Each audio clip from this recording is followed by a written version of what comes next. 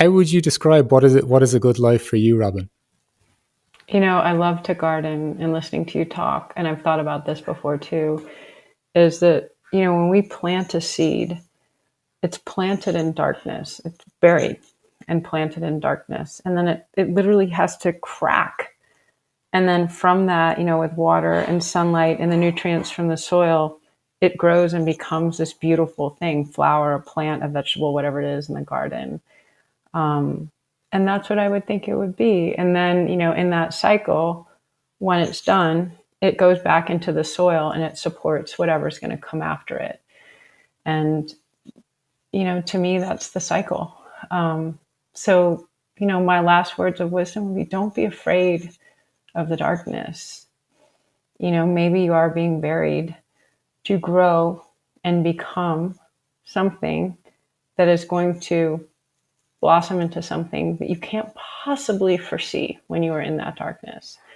And I think, really surrounding yourself and nourishing yourself with the right people, with the right foods, with the right hydration, the right partnerships, the right colleagues, really making sure that you have that supportive scaffolding around you, just the way in a garden you would maybe put things around a plant as they grow, is very much the opportunity. And that none of us get through this by ourselves. And that was never the point.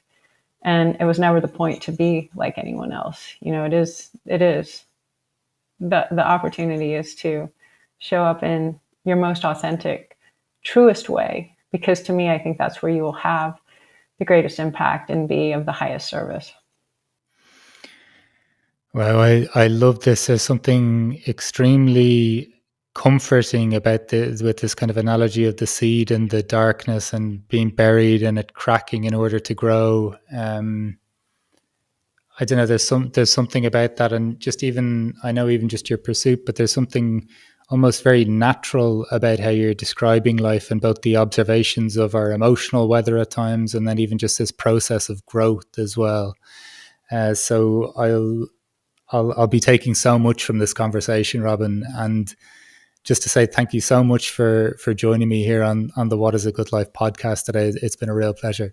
No, thanks so much for having me, Mark. I was just thinking when I was younger, like, 30 or 35 years ago, I used to try to protect my heart from breaking. I thought that would be the end of me, was if my heart broke. And my perspective on that now is your heart has to break.